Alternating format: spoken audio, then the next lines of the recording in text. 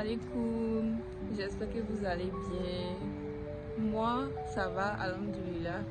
Depuis hier, j'ai ressenti le besoin de m'exprimer, de dire quelque chose. Ça fait un moment que j'ai pas posté, je ne me suis pas filmée face caméra, j'ai pas eu l'occasion de dire mes ressentis.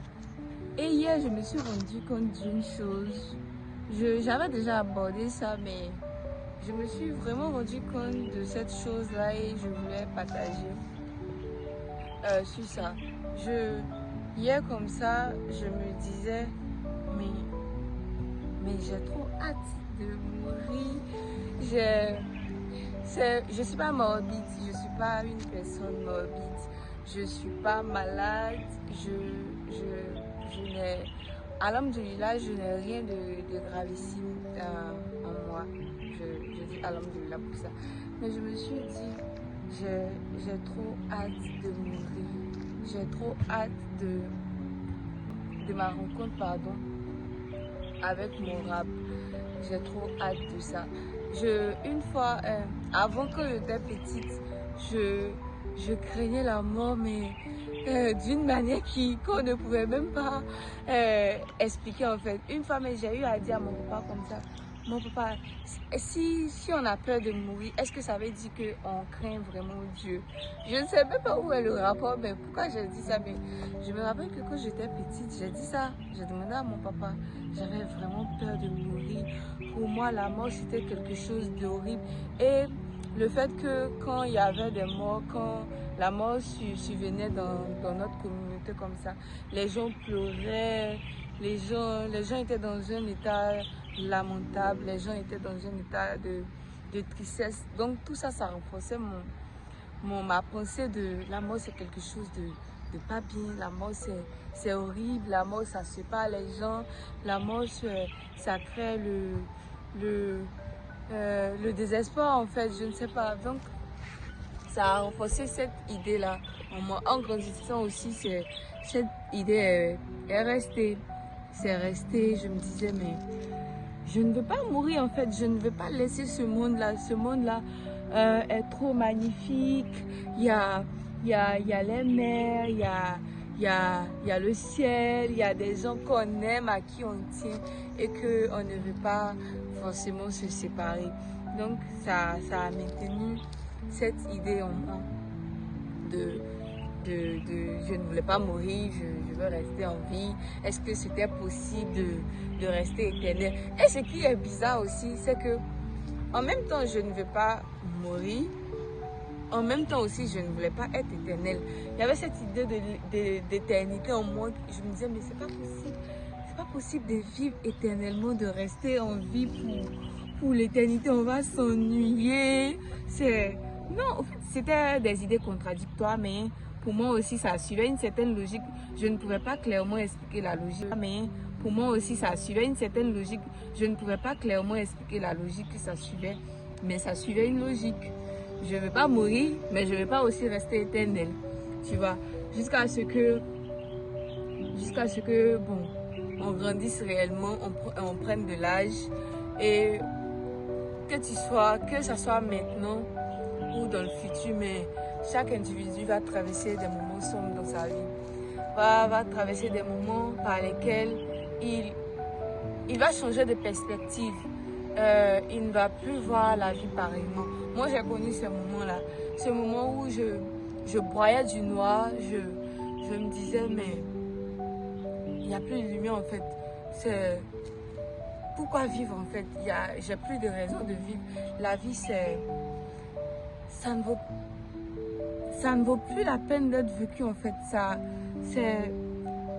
quoi ça me sert tout ça? En fait, je broyais du noir. On va dire, je suis passée par une phase dépressive.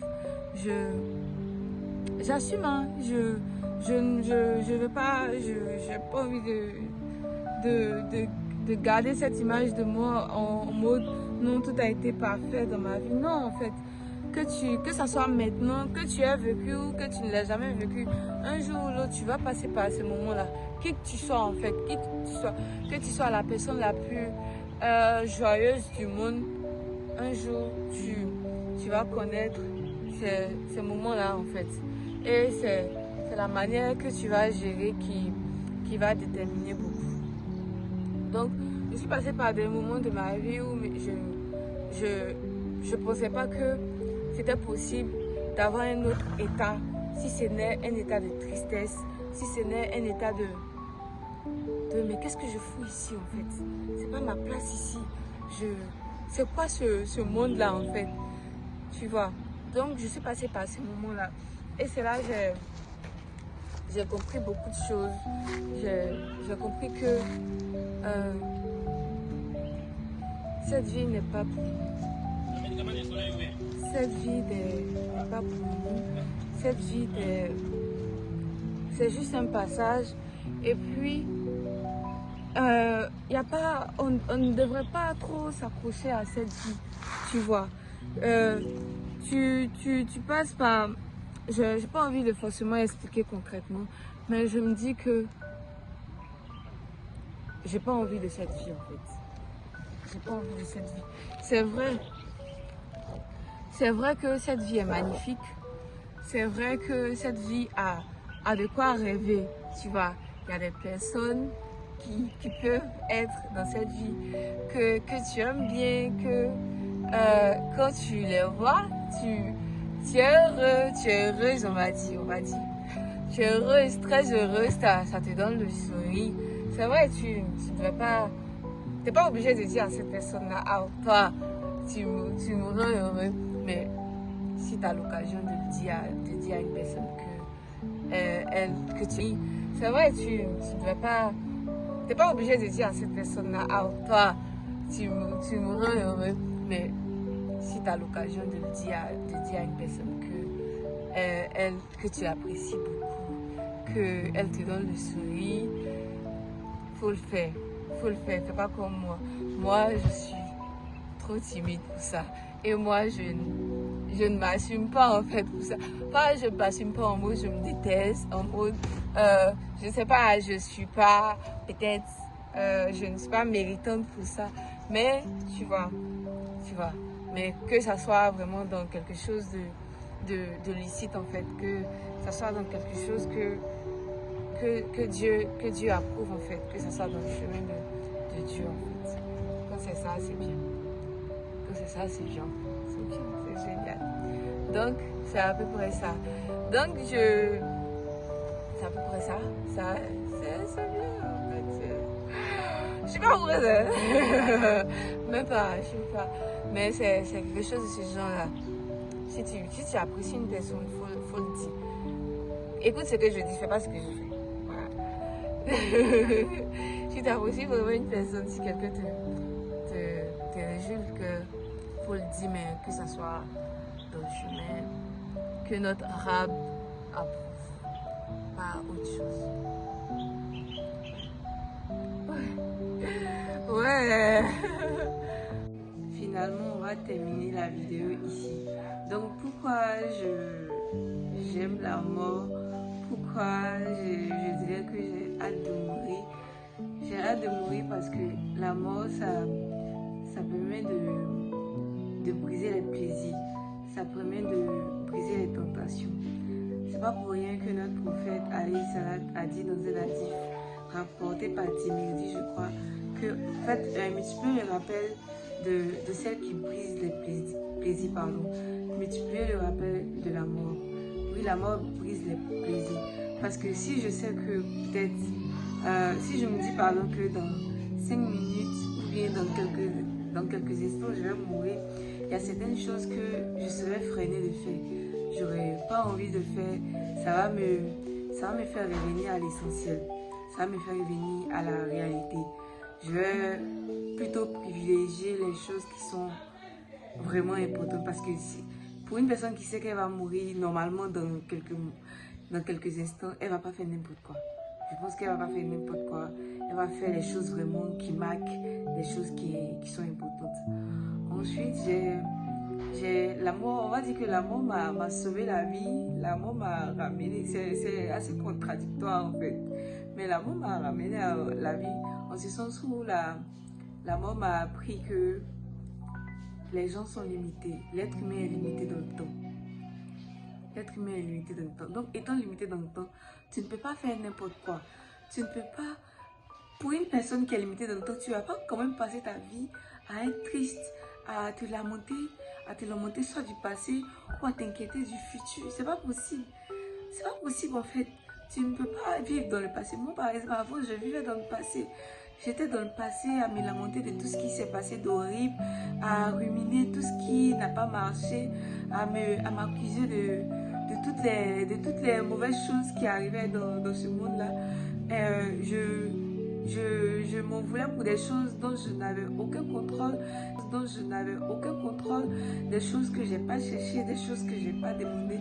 Je me torturais pour des erreurs que n'importe qui ferait en fait. Mais moi, j'assumais pas en fait. Je me disais, mais toi, tu peux pas faire des erreurs, les autres peuvent faire, mais pas toi en fait.